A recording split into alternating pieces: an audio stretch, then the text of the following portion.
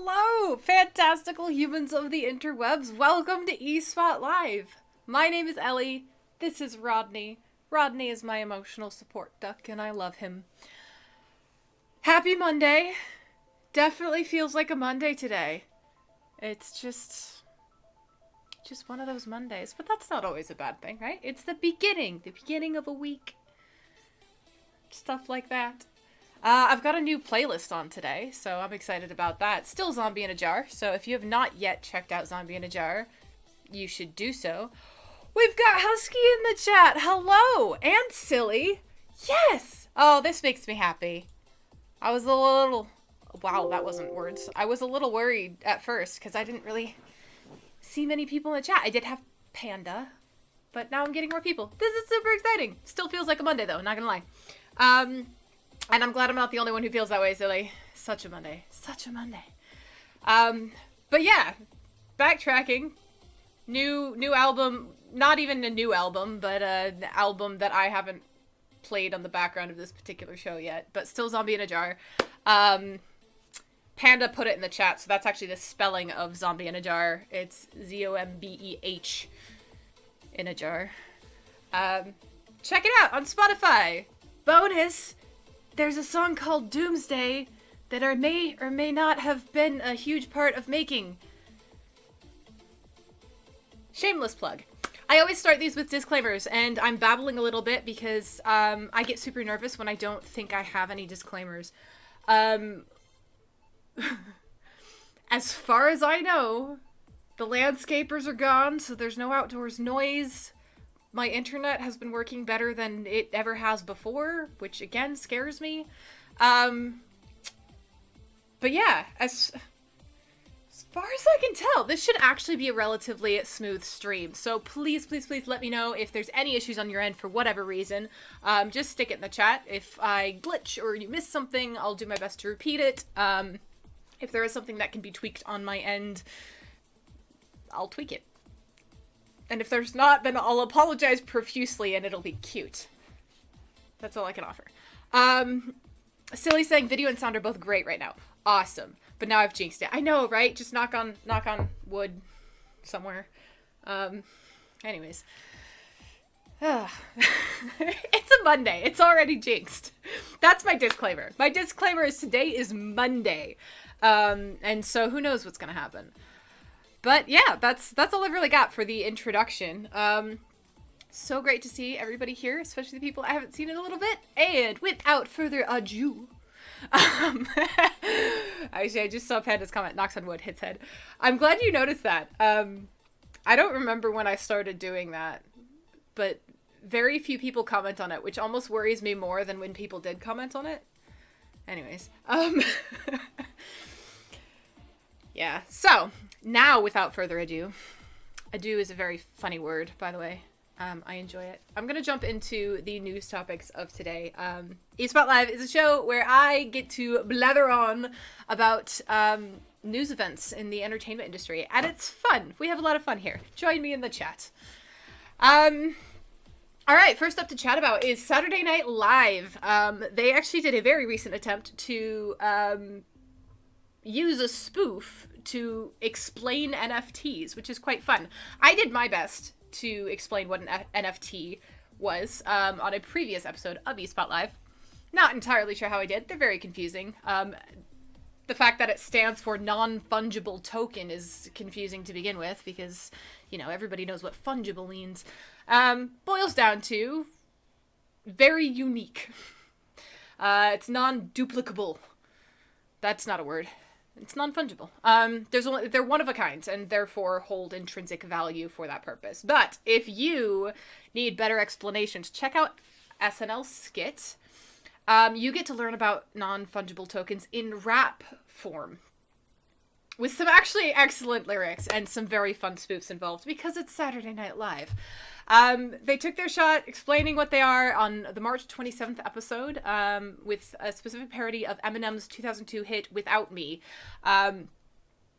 Not just in parodying the song, they parody the popular music video as well.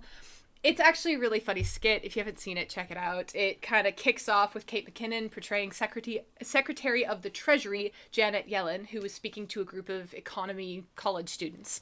After the professor, played by Kyle Mooney, asked if there were any questions for Yellen, familiar notes from Eminem's tune off the Eminem show start to kind of play, and the camera pans over to Pete Davidson, dressed as the rapper's fake superhero rap boy from the Without Me video.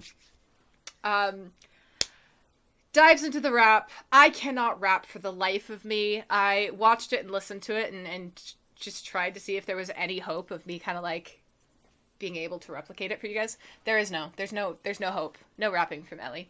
But it starts off with two silicone boys. We're talking outside.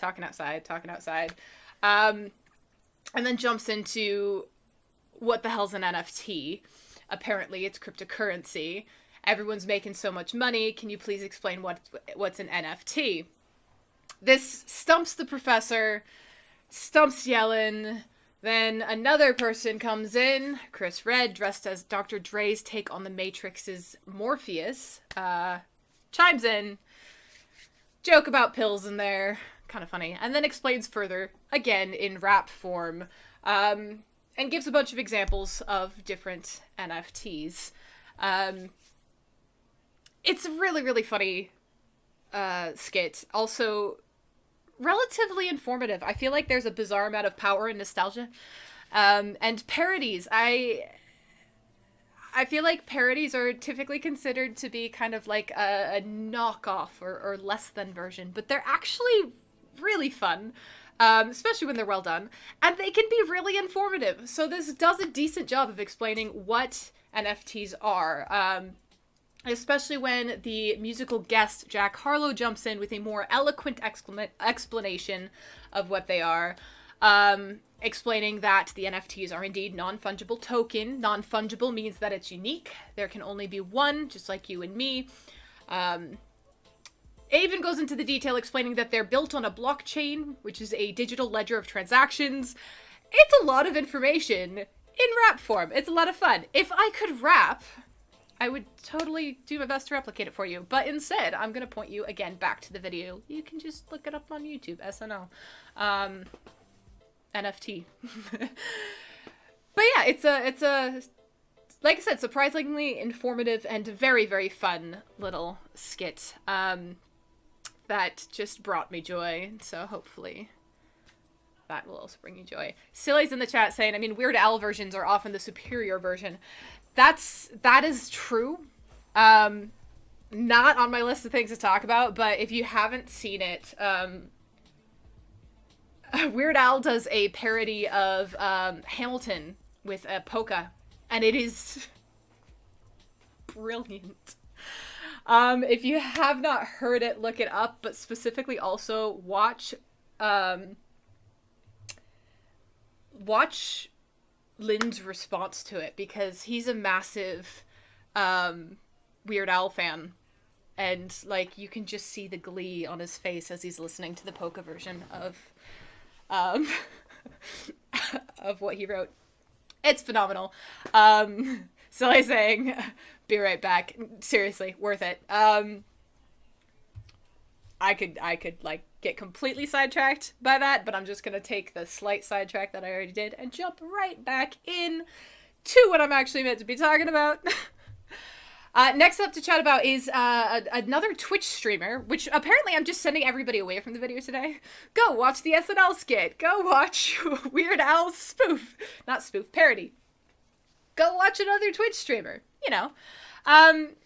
But specifically, I want to chat about a Twitch streamer who is breaking barriers and setting records.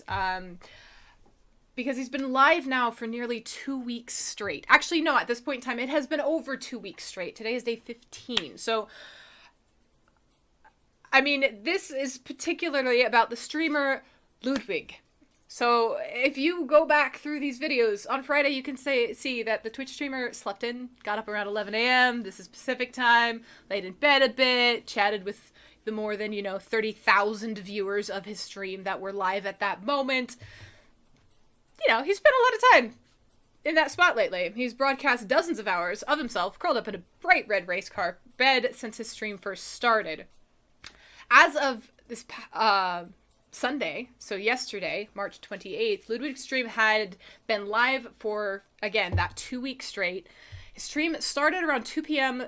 Pacific time on Sunday, March 14th, according to the New York Times.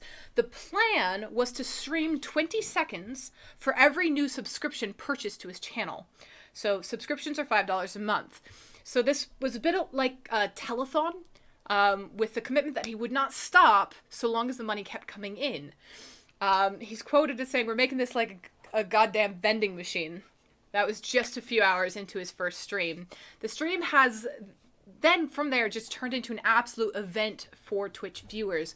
Ludwig was already a star on Twitch when the stream began, so not new to the platform at all, but as the days have gone on, he has become the most subscribed to streamer on the platform altogether. So when he started the stream, Twitch Tracker ranked him as the 11th most popular English language channel. He kind of left that number in the dust. Twitch itself has been promoting the stream prominently on its front page and even wished the streamer good night. As he neared the 2-week milestone on Saturday, Ludwig had to step away from the stream for the day, and so he invited friends to take over to make sure the marathon stream did not end while he was out. And he also ran a subscription promotion to run up that timer. So subathons, as this is called, have been happening on Twitch for years. Some have extended for days in the past. So in last April, the streamer Los Polos TV went for more than 6 days, which set what was at the time believed to be a live streaming record. But since then, other streams have gone on for longer, but without running those subathons the entire time. With Ludwig's stream, as his stream showed no sign of stopping, he actually had to add certain constraints. So subscriptions can now only add 10 seconds to the clock instead of 20. Viewers are limited to purchasing 100 gift subscriptions each. And he set a 31-day cap before he'll sign off no matter what. It's not fully clear if he'll reach that point, but it does look like it's going to wind down today. Over the course of the past week, subscriptions have been slowing down. So as of 8 a.m. Eastern time on Wednesday morning, there were 37 hours left on the clock. But then 8 a.m. Eastern time Friday morning, it was down to 22 hours. When I personally checked right before the stream, it was floating at roughly 6 hours, give or take. Kind of would bounce up with more subscribers and then kind of count back down. It's intense. Check it out. It's a little bit fascinating. He is still doing his regular streams, so he's playing a bit of Pokemon, he's doing his usual events, but it's also a bit mundane, so when I tuned in to check it out today, he was making waffles. Hashtag worth it. So catching up on the chat real quick. Oh, Panda saying we could raid him at the end of the show. That could be fun. That could indeed be fun. And then Panda also says, I just peeked. He's currently streaming Pokemon Platinum at 45,459 viewers. That's insane. Silly saying, I wish I could do that and make a lot of money. Instead, I have to go to work and deal with coworkers. Right? And Panda saying the clock's down to 5 hours, 43 seconds-ish now. So it will probably wind down, if not today, perhaps tomorrow, maybe overnight. Obviously, the timer's taking longer than the hours set because people do keep adding to it, but people are not adding to it quite fast enough to keep it from still counting down. Silly says, what kind of waffles? I don't know. I came at the tail end and they were more cleaning up the dishes, but there was a plate of waffles. Really fun idea. Fascinating how successful streams like this are. Like, I can't imagine having a camera on 24/7 like that. I don't mind being on camera at least a little bit. Obviously, it'd be problematic if that is something that I minded.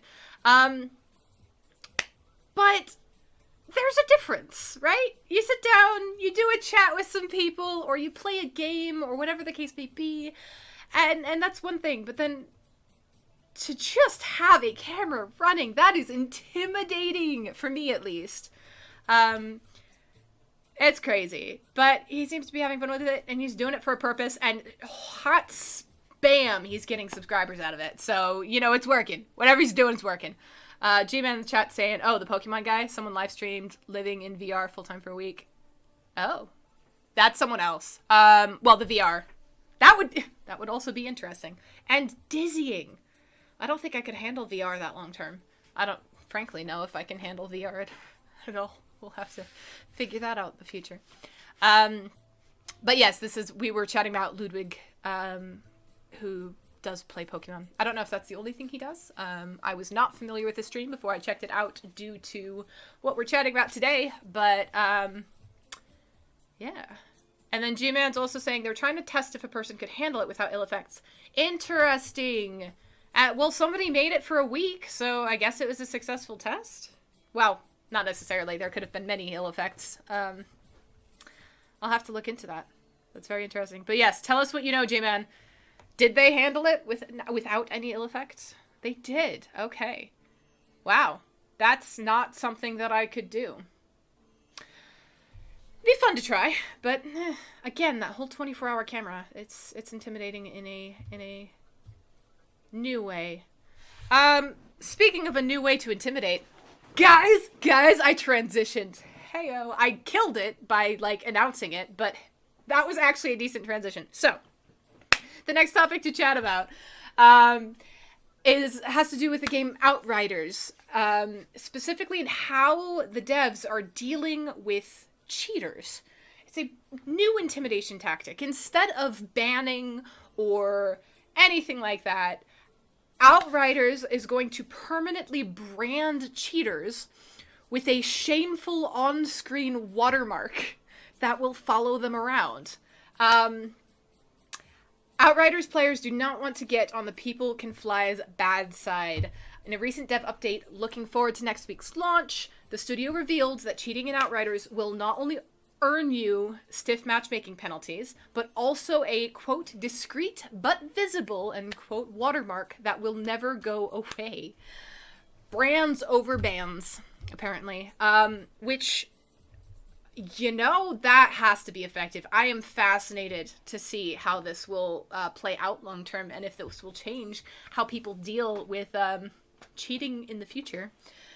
So, the post reads, quote, since demo launch, this has been a hotly debated topic, so we wanted to provide some perspective on it, as well as outline our policy regarding cheating and hacking going forward, end quote.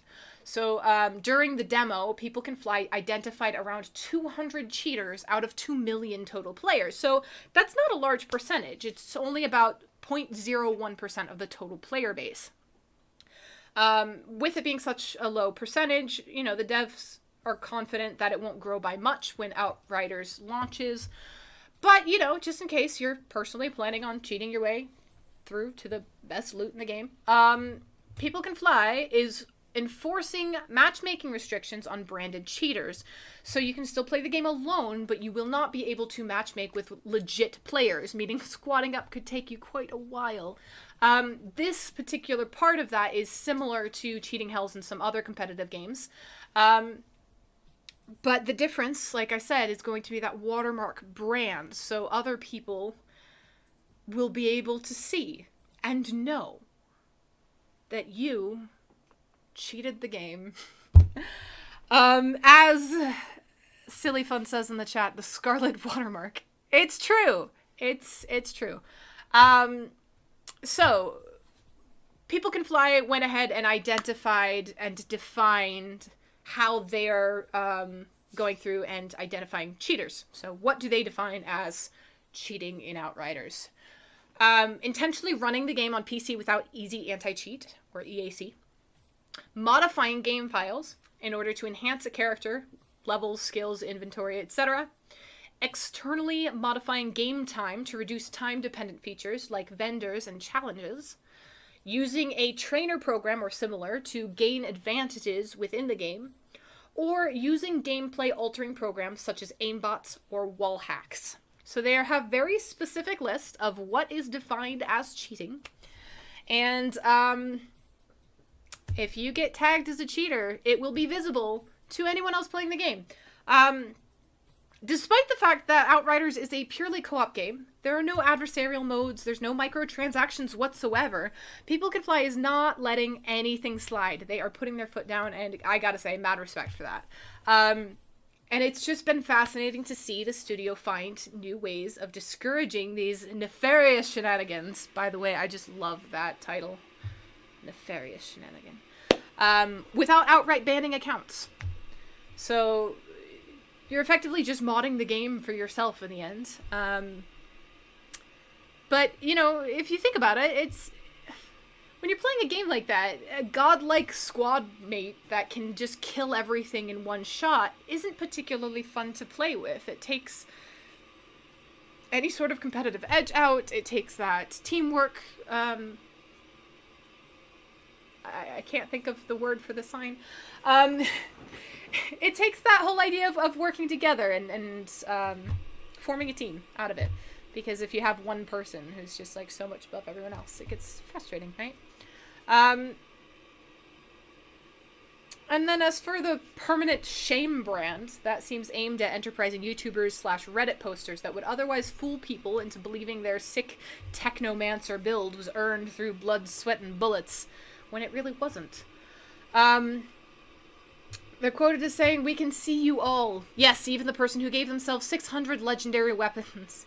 So they called out specific people. Like, they know what they're doing. They're watching. They're watching. Also, for anyone who has played the beta game and maybe earned themselves this brand, People Can Fly issued a warning to beta cheaters who would like to get back on their good side before the main game launches.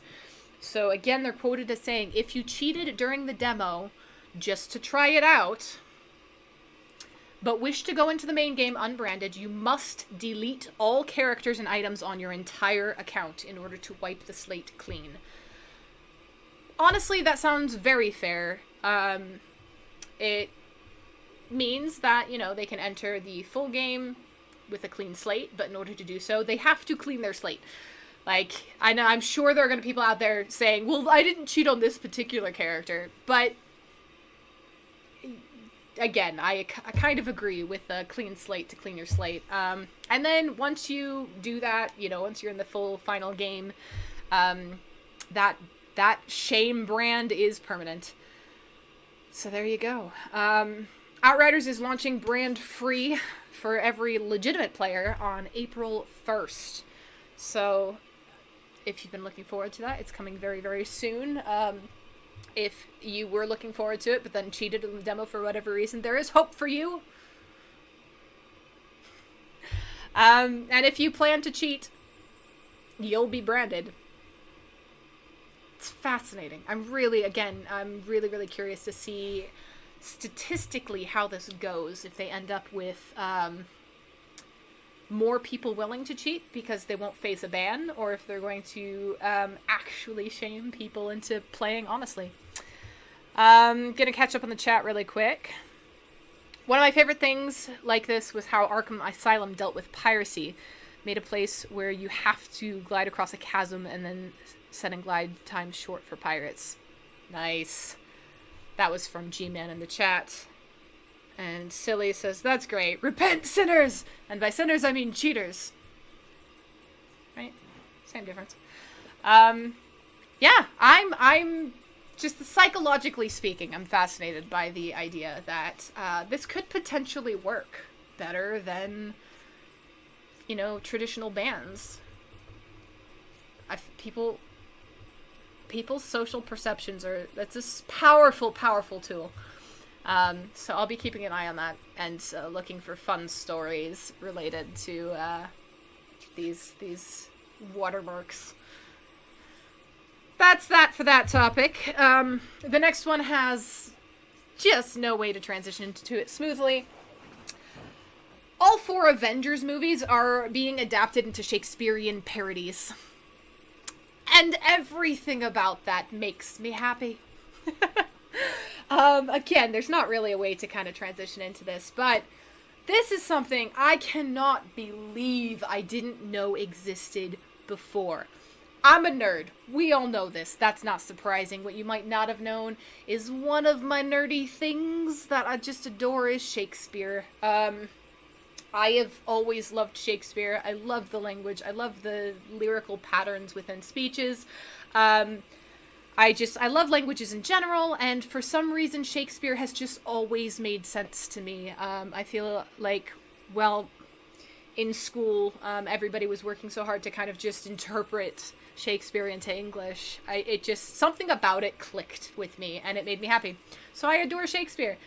And now, the Avengers films, again, this is one of those things I would not have thought to put these two things together, but the Avengers films are getting turned into plays by way of the bard himself, William Shakespeare, or at least to the tune of William Shakespeare. Obviously, Shakespeare is not coming back from the dead in order to write these.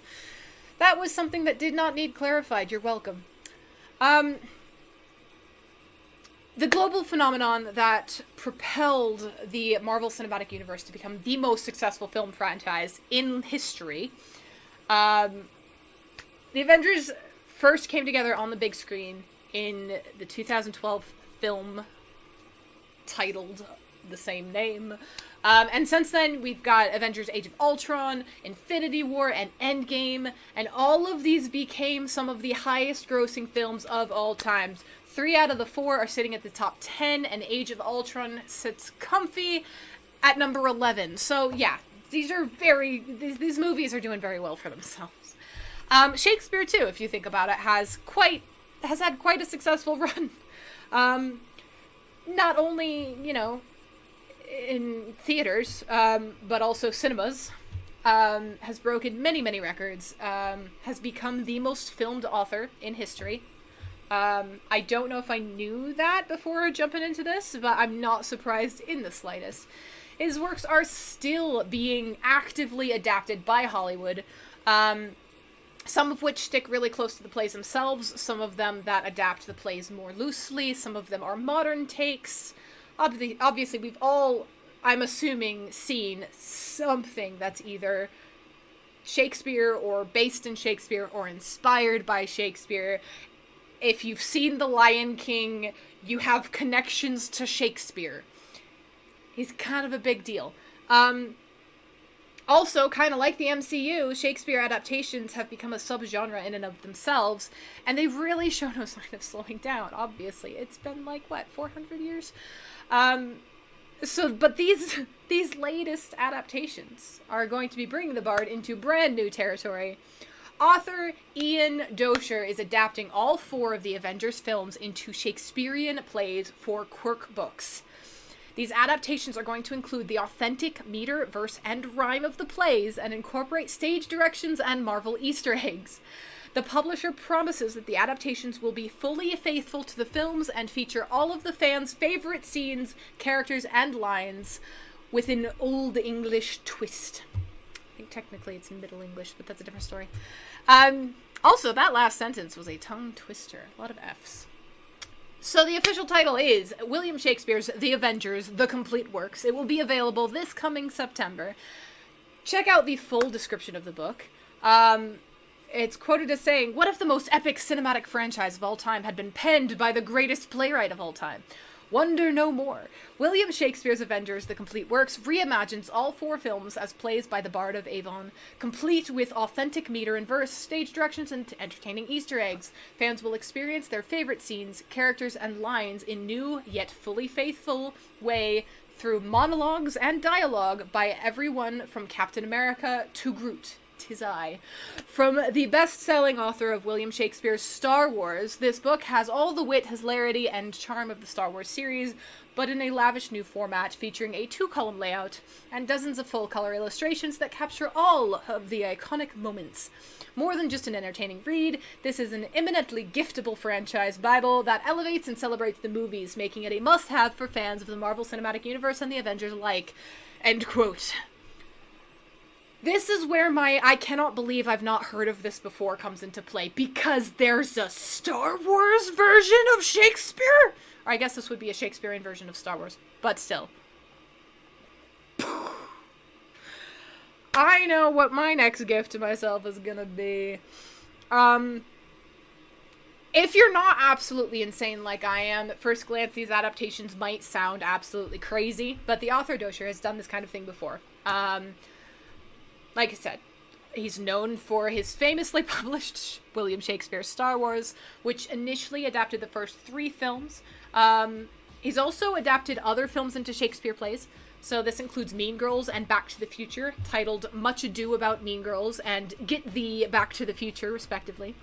The Star Wars adaptations, which eventually extended to all 9 films, was even performed live over Zoom in honor of Star Wars Day on May 4th. Again, how did I not know about this? Also worth mentioning, the Avengers are no strangers to theater. Tom Hiddleston, put on a play for the ages to recount the events of Thor: The Dark World as Loki, and it looks like Thor: Love and Thunder will have another play in the film. Whether or not those are up to par with Shakespeare is up for debate, but fans can now compare how the Avengers measures up to the Bard when the book is finally released and all 4 films take on yet another pop culture phenomenon. Catching up on the chat real quick. Silly saying She's the Man based on 12th Night is one of the best movies ever made, in my opinion. I am not going to disagree with you. Mostly because that was an opinion, and despite what the internet thinks, that's not something I can disagree with. Also, it's a fantastic film. But yeah, I think if for those people who might not be as actively nerdy about Shakespeare as I am, you would be very surprised to find out how many of the films you have seen and probably love are either, like I said, Shakespearean or Shakespearean adaptations, or in some way, shape, or form inspired by Shakespeare. It's just phenomenal. I'm personally super stoked about this whole concept. Like, I would not think to put the Avengers and Shakespeare together in a single work. That would not have crossed my mind. But it's being done, and I could not be more joyful about that fact. And also, like I said, how have I not heard of the Star Wars? I'm just really, really looking forward to checking that out. Hopefully you guys are too, because I just completely nerded out there, and I'm like going crazy about this topic. So, hopefully it's somewhat interesting for you guys. Silly saying 10 things I hate about you is one. That's very true. Like I said, you'd be surprised. Well, Silly wouldn't, because Silly sounds as nerdy about Shakespeare as I am. But most people would be surprised. Alright, I think this is an excellent time to hydrate or dehydrate. I don't know if that will ever not be dramatic, but hey-o. This is our regularly scheduled break where I step off for just a minute, chug some water, and encourage you guys to do the same. I'm definitely in favor of all of the delicious beverages that exist in the world, but there's a time and place, and your body needs water to, survive. Just throwing that out there. Drink some water. Your kidneys will thank you. I will be right back. If I can find my mouse. That would have been so much smoother if I just ended it there. Now I'll be right back.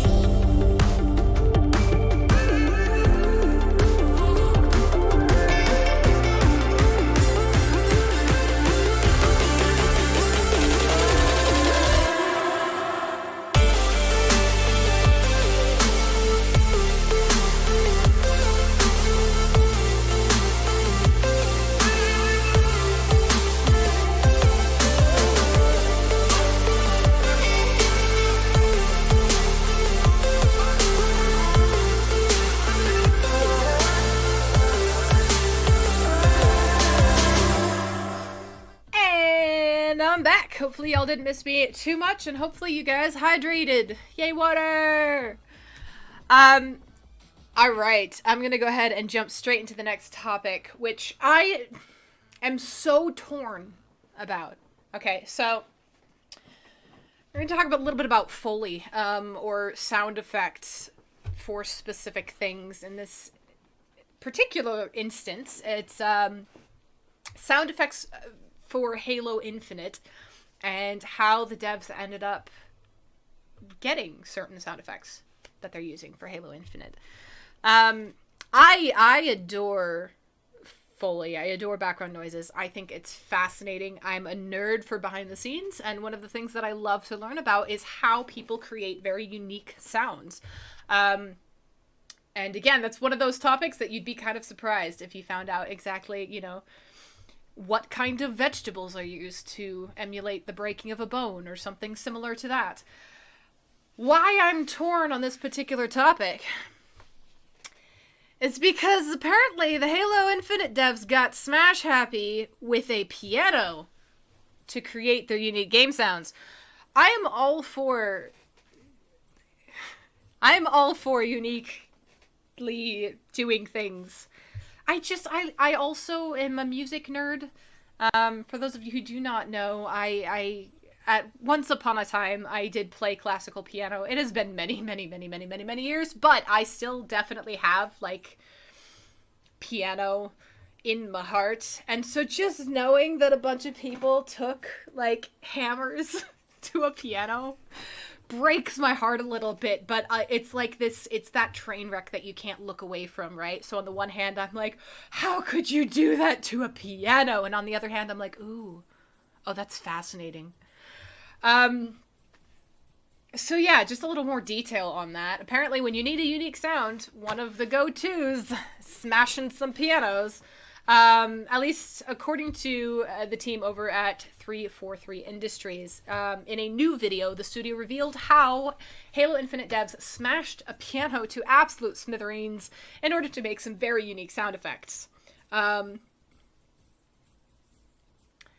Silly saying you should see a cardiologist. Also, is it a carrot for broken bones? It really depends on...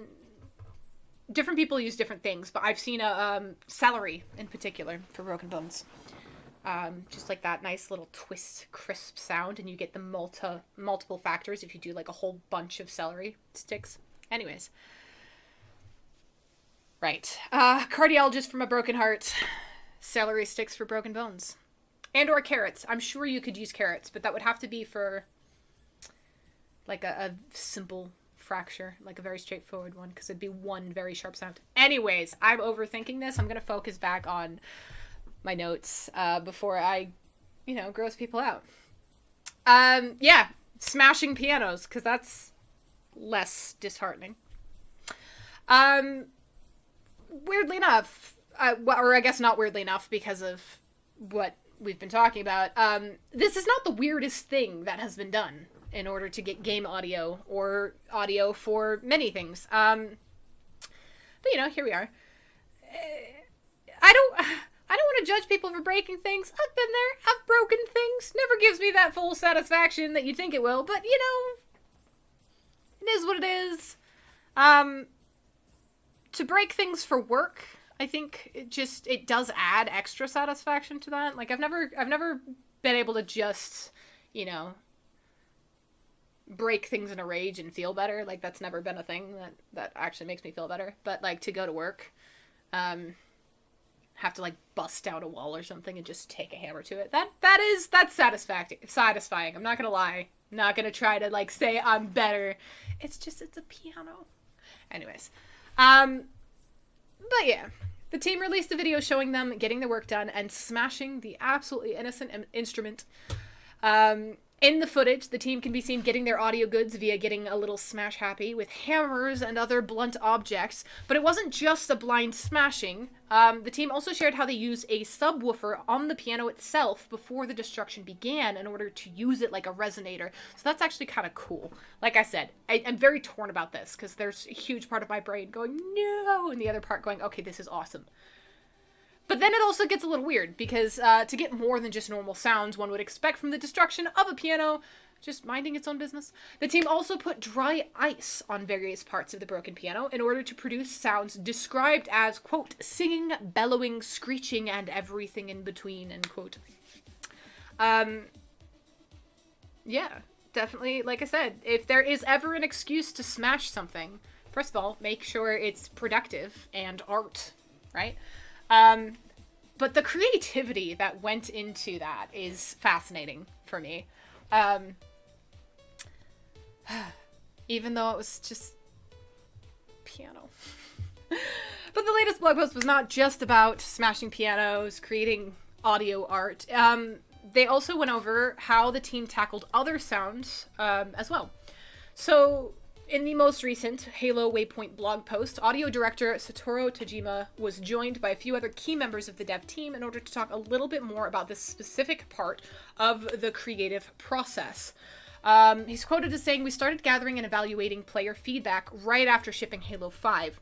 Our entire team went through all of the feedback, discussed each item in depth, and then set about defining our audio goals for Halo Infinite.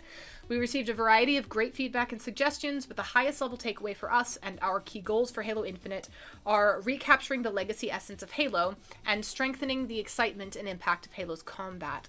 So with those primary goals established, our team has been passionately working to deliver on our vision as our partner teams around the studio have been bringing Halo Infinite to life." End quote. So the team also used this feedback to completely revamp how they approach sounds surrounding in-game weapons in particular. So especially when firing off specific guns. One example that was shared to kind of explain how the team was working on that was that there are many gun sounds in the game. Multiple enemies, teammates, other players are just constantly firing weapons. And so in the past Halo titles, they handled each of the gunfire's listening volume purely by distance. So all gun sound volumes were exactly the same if they're originating from the same distance. So as a result, there were just too many loud gun sounds constantly overwhelming a player, which made it really difficult to detect a true threat, or to locate a true threat.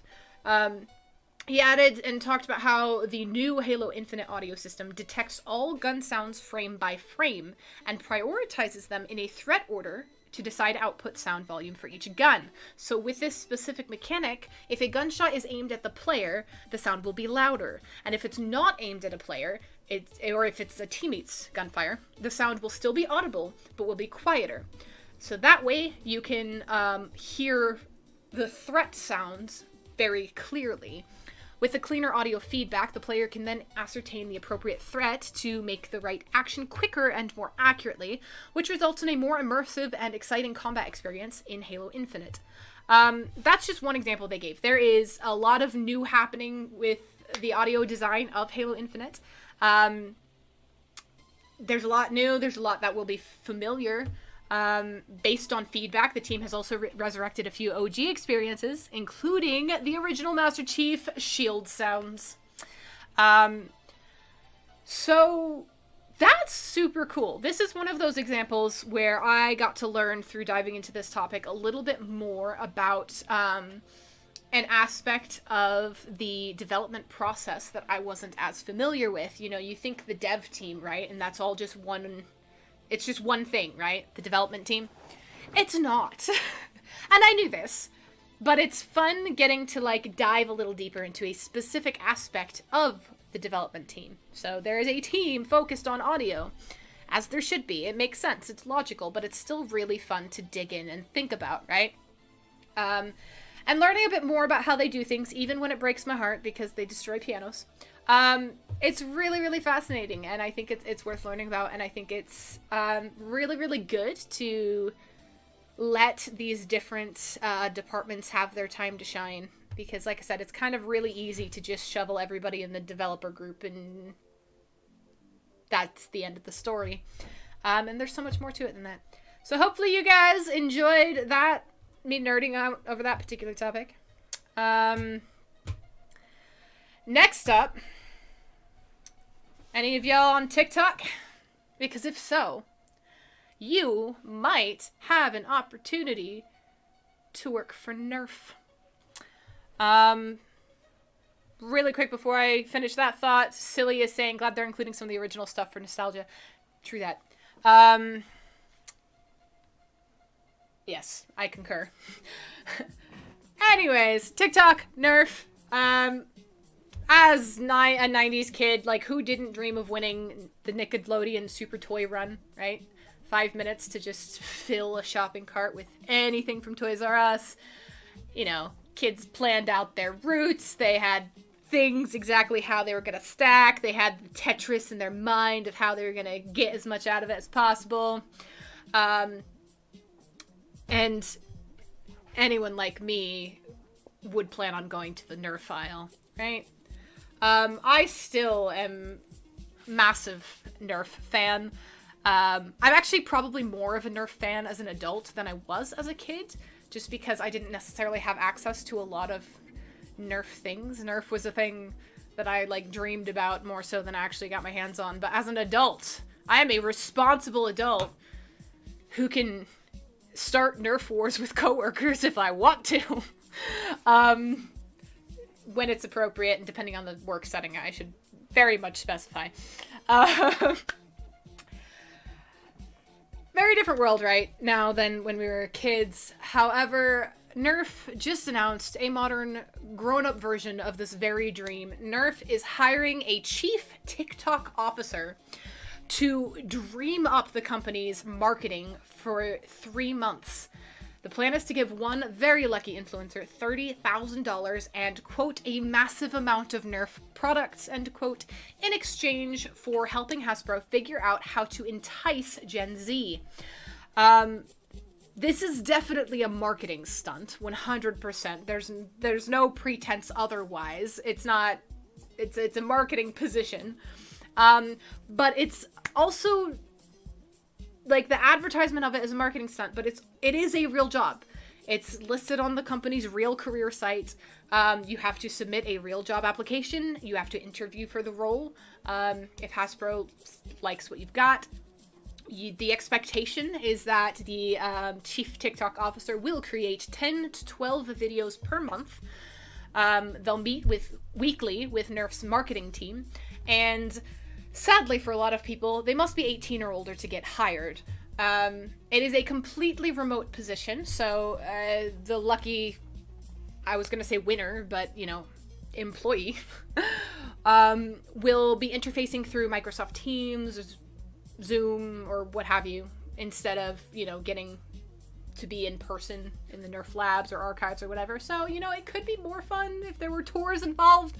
But, pandemic changes things. So, yeah, I'm personally rooting for a brand new face to come out of this, rather than the role going to an already established influencer. I'm assuming a lot of marketing, specifically social media marketing positions like this, do require a certain number of followers, a certain amount of experience, proof of reach, if you will. But there are plenty of people viral enough to be considered viral without being, like, the well-known influencers. So, yeah, personal preference. I'm just really, really hoping we get to see someone come kind of out of nothing. Rags to riches story of nerfing it up on TikTok. Because, you know what? As much as everybody always finds ways to pick on the newest generation, and people are trying to pit generations against each other or whatever else, I adore Gen Z. I love just the way that culture is kind of shifting, and the opportunities that it's providing for people on the interwebs. I think it's phenomenal, and it excites me. So I'm personally going to be keeping an eye on Nerf's new chief TikTok officer, and I'm excited to see what they come up with. Young people are creative, man. I love this. Anyways, moving right along. That's all I have on that particular topic. Next up to chat about is Battlestar Galactica. Specifically the fact that, unfortunately, the revival has lost its writer. So that's a bummer for people who have been really kind of, like, looking forward to this. Peacock's upcoming Battlestar Galactica revival has officially lost Michael Leslie. Hold up. I did not word that correctly. Michael Leslie's not lost, but has moved to a different project. So the project, Battlestar Galactica, has lost its writer. Michael Leslie was slated to write and run the new series under producer Sam Esmail. Deadline has now reported that Leslie has exited the project in order to pursue an adaptation of the Mad Adam trilogy by The Handmaid's Tale author Margaret Atwood at Hulu. I don't know why that sentence was so difficult to get out. Essentially, the writer has shifted to a different project. It's a bummer because Battlestar Galactica, like, having a writer and showrunner is a very important step in creating a show.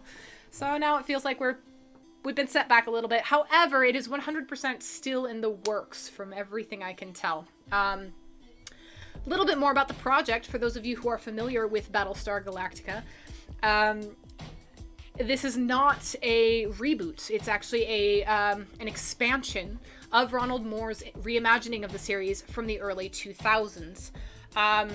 It is presumably in search of a new showrunner now, as Esmail has previously said that while he's eager to oversee the project, he does not believe he is the right person to write it or run the day-to-day operations.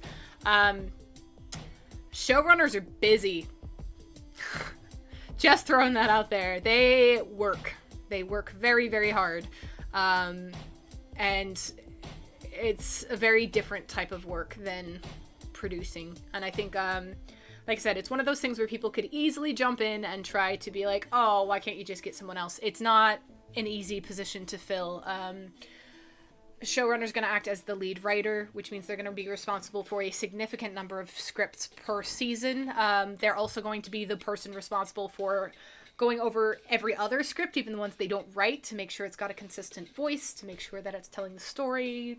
There's a lot to it. And so I actually have a massive amount of respect for Esmail saying, stepping out and saying, I want to be part of this project. I want to oversee the project. This particular job is not a job that I can do well.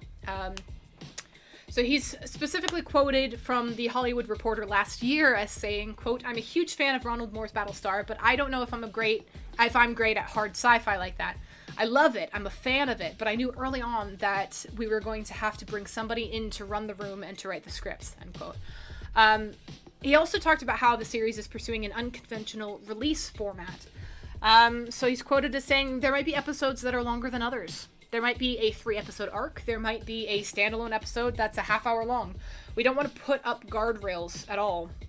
We want to do whatever's best for each episode.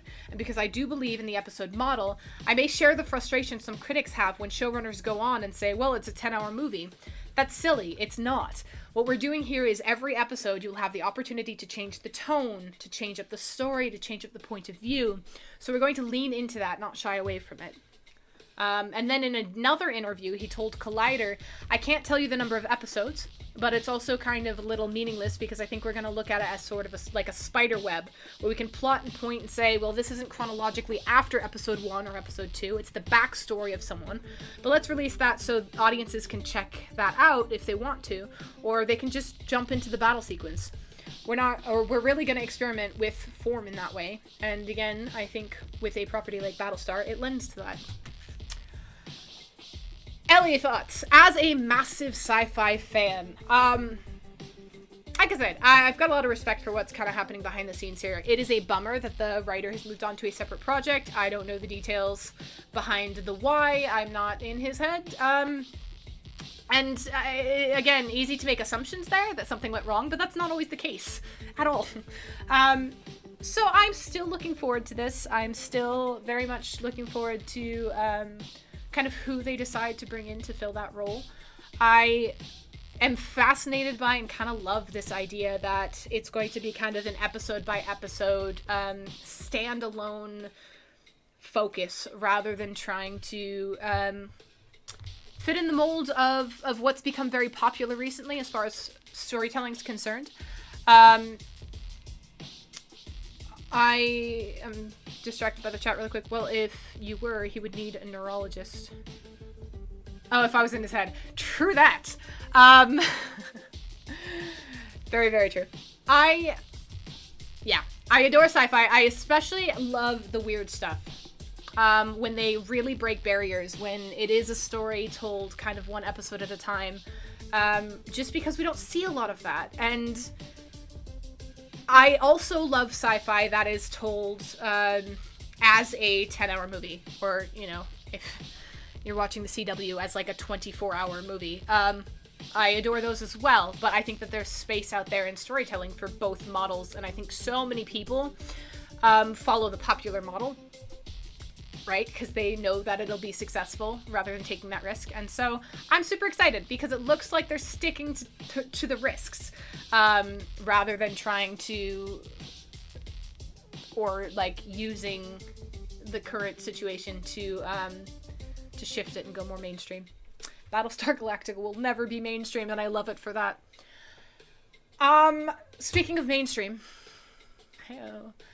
San Diego Comic-Con is actually planning an in-person con. What? So I actually previously talked about how they weren't. How it was going to be all online. However, it looks like San Diego Comic-Con is actually considering a return to an in-person event this Thanksgiving weekend. So like I said, I previously talked about how San Diego was canceling its 2021 convention in light of the ongoing COVID-19 pandemic. However, the company very recently revealed that it has revised its plans to hold an in-person show from November 26th to 28th in 2021. Comic-Con International is hoping that by fall, quote, conditions will permit larger public gatherings, end quote. This upcoming event will be known as Comic-Con Special Edition. It will be the first in-person event, the first in-person convention produced by the organization since Comic-Con 2019, and the first since the onset of the COVID-19 pandemic. In addition to highlighting all the great elements that make Comic-Con such a popular event each year, the company is also hopeful to generate much-needed revenue, not only for their own organization, but also for local businesses in the community as well, that has really, in a lot of ways, been built around this yearly surge, right? So they're quoted as saying, well, we have been able to pivot from in-person gatherings to limited online events. The loss of revenue has had an acute impact on the organization, as it has with many small businesses, necessitating reduced work schedules and reducing in pay for employees, among other issues. That was a quote from David Glanzer, spokesperson for the nonprofit organization. Hopefully this event will shore up our financial reserves and mark a slow return to larger in-person gatherings in 2022. That's all we've got. We don't have further details yet. So we don't know about badge costs, attendance capacity, any related information. Those are still being finalized. They will be revealed at a future date. And of course, when they are, I will chat about them. From the description of it, it's going to be much smaller than a traditional Comic-Con. And it's going to like be a build up to kind of launch more events while trying to kind of like keep something going. This, I think, is also in light of California in general is really trying to work on getting their population vaccinated. I think, as is the case with many places, the demographic of people able to get the vaccine is opening up, so more and more people are able to get vaccinated. They're hoping to build up that herd immunity. So depending on how that timetable goes, depending on how many people are able to and willing to get the vaccine, there's so many factors to it, but the hope is that by November, and this is the end of November, they'll be able to have a small for Comic-Con, large for public gathering. I am tentatively hopeful. I've been very, very vocal in past episodes about better safe than sorry when it comes to public events, when it comes to filming, when it comes to anything with a lot of people being in one place at one time. I am all for working together to keep our neighbors safe.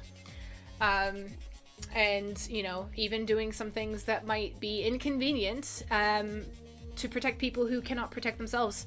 And I think that's super, super important. And I don't see this as going against that, specifically because they're being tentative with it. They're waiting to release details. They're waiting to see what will be safe. They're waiting to see kind of where we will be at vaccine-wise at that time. So yes, I'm very tentatively hopeful. I'm not thinking that this is the thing that I will be able to afford to go to, but, you know, here's to hoping that they are able to launch a responsible but still exciting event.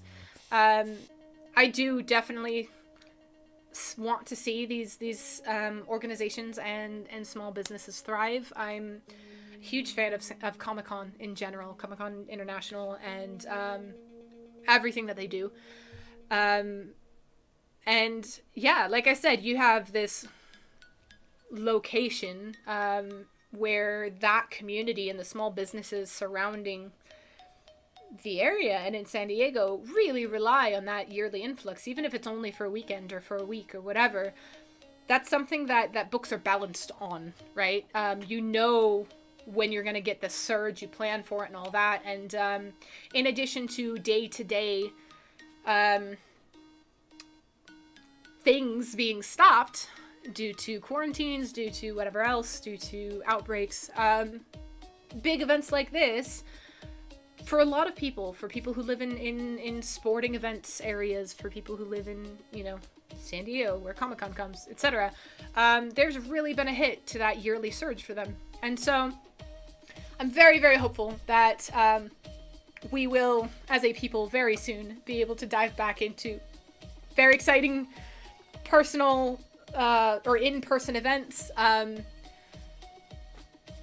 Yeah, I feel like I could just beat this into the bush, but I won't.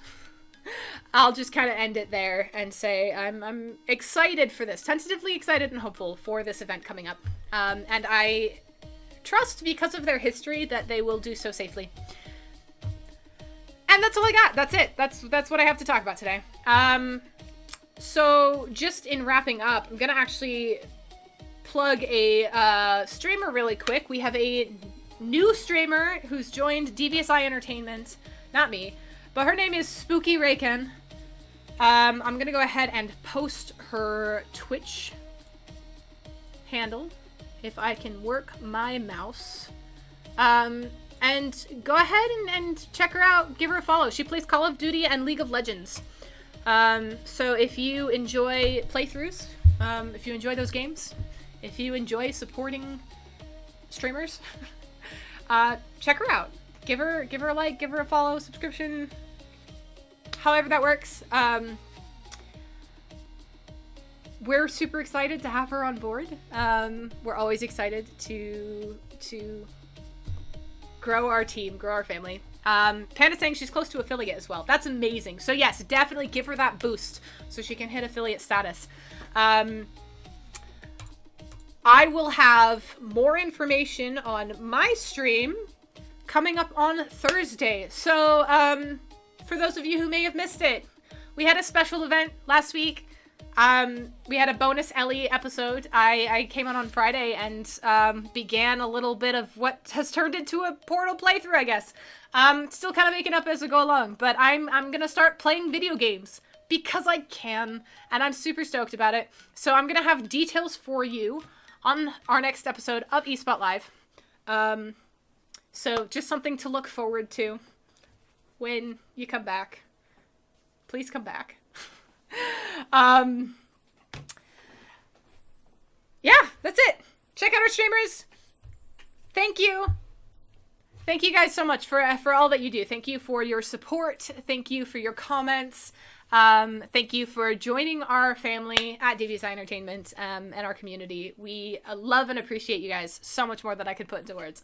All that being said, yeah, just make sure that between now and Thursday you're staying happy, healthy, safe, all that jazz, hydrated for sure. I will be back on Thursday, 6 p.m. Eastern Standard Time. That is 3 p.m. if you happen to live on the other coast. We're also probably going to see a time shift coming up soon, but again, I'll keep you updated on that as we get more details. I don't know why I just moved Rodney. I wasn't even like... Rodney's the reason people watch. I don't kid myself here. So, yeah, just... I completely distracted myself with Rodney. I don't know what's happening. It's fine. Everything's good. We appreciate you. I know, I just yanked him off his stage. What am I doing? I'm so sorry, Rodney. I guess I needed that moral support. I needed him in my hands. But I still gotta make sure he's on screen because, like I said, I know why you guys watch. Let's be honest. So yes, come back Thursday, 6 p.m. We'll have more news as we go. I appreciate you guys. Have a marvelous life between now and the next time I get to see you in the chat. And in the meantime, as always, stay devious.